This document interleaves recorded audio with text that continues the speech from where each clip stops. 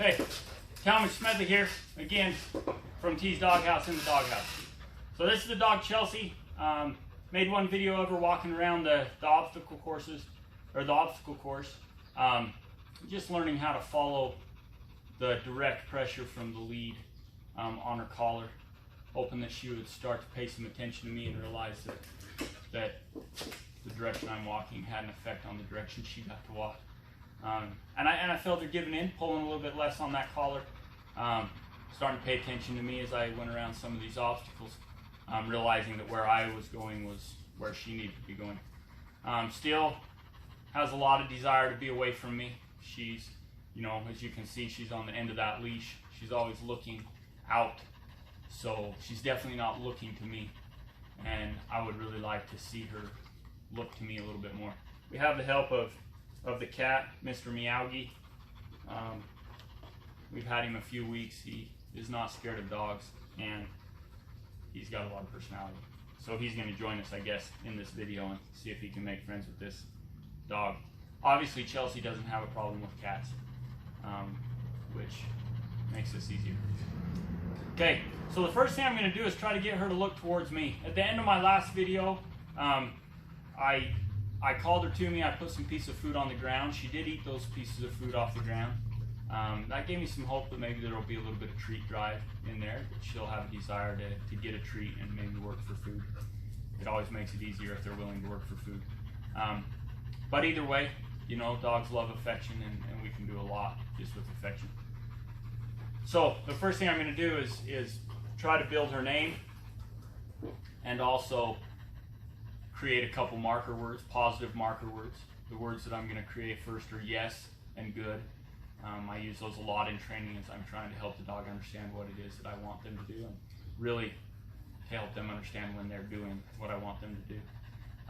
So I'll start out by calling her name, and then I'm going to bring her to me. Remember, I'm big on the dog needs to look to us. So I don't want to just draw her to me and give her affection with her paying attention to everything else. I want her to understand that she needs to be focused on me to get affection, and she needs to be focused on me to get the treat. You know, I don't need to hand feed and reach around and help give her a treat. She needs to look to me for those things. So that's what we're going to start with, and I'll just let you watch a few minutes of it. It might be terribly boring, so that's why it's nice that if you're bored, you can just turn off the video. Chelsea.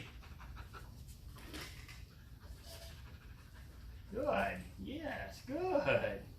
Yes. Good. So you see there, I used the lead to create a pressure until her face turned to me. When she pointed her nose and her eyes to me, I released that pressure, and then I started giving affection, and I started using the words that I want to have her associate with affection or with a treat. So good. Yes. Good girl. Yes. Good. Yes. Now it's funny, the things that you see when you do classes and work with just the average pet owner a lot.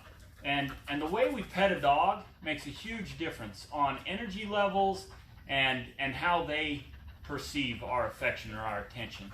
You know, I often see things like, oh, good, hey, woo. And I think, you know, I wouldn't like it. I wouldn't like it. So if I wouldn't like it, I don't need to do it to them. That's not the way that they appreciate being dealt with. And it also creates a real hyper excited energy, you know, to pet in that manner. So, you know, we want to pet more in a massaging or stroking manner, something that's going to be more pleasant for them. That's what they're going to look for and what they're going to appreciate. Chelsea, some pressure on her neck. Good. Yes. Good. Good girl. Good. And this is what I want. Whenever I'm giving the affection and the attention, you know, rubbing those ears in a massaging way, these are things that are pleasant for the dog, that they like. And I want to always do that with the dog facing me, paying attention to me. If I can't get it to even look to me when I'm going to give it affection and attention, then I don't have a dog that's concerned about me at all. So I want them looking to me. I want them paying attention to me when they're receiving. Good girl. Good girl. This is a good time too to check for spots where maybe they don't feel comfortable being touched. We want to help them you know, get rid of those spots. We want to help them be comfortable with our touch anywhere. You know, places that I find are by the tail, you know, she's pretty good about all that. You know, you can tell she hasn't been mistreated or anything that would cause her to be squirrely. Or, you know, a lot of times we think a squirrely dog's been mistreated because it ducks its tail or it crouches under our hand. But that can just as easily be that they're just not desensitized to it. They're just sensitive to it by nature. They haven't been handled a lot, can be, you know, can leave a dog appearing to be fearful or worried when they haven't really had bad experiences. You know, I see that all the time where people want to tell me that their dog was abused or had bad experiences, and sometimes maybe it's true, but I think a lot of times it's just a dog that maybe hasn't been handled a lot, maybe neglect more than abuse. But so here you can see where when I give some leash where she wants to head. She's still thinking about getting out of the big garage door that's open behind the camera and going exploring. Chelsea, here. Chelsea. Good, yes. Good, yes, there we go, good girl. Good. As a benefit of a rolling chair, I could move backwards to help draw her to me until I finally got her to turn her head and look to me. When she looks to me, when she looks away from me, I'm going to stop the affection. Chelsea, the pressure of the lead to help her turn, but I want her to turn and come to me, focus on me, not just come towards me. Yes, good, good. Good girl. Good, Chelsea. Good. Yes. Yes.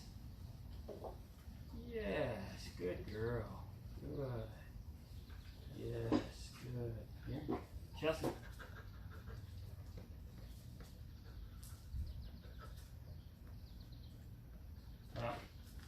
Might have been too hopeful on the tree.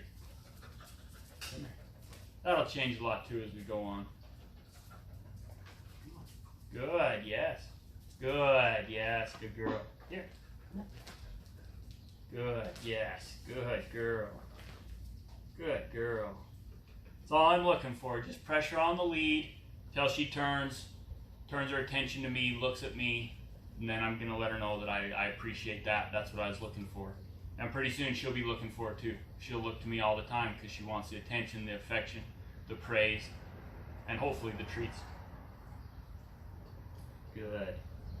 Good girl, Chelsea. Good girl. Good.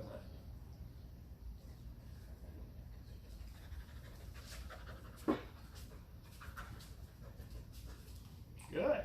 Good. Yes, good. Yes, good girl. Good girl.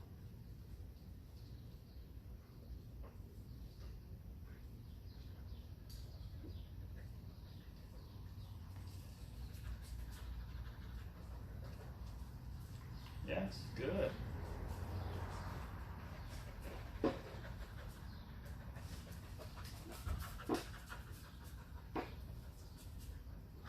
Chelsea. Good.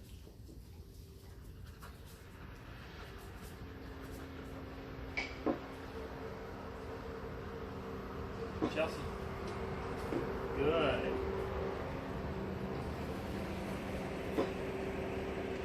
Like the vacuum. Chelsea.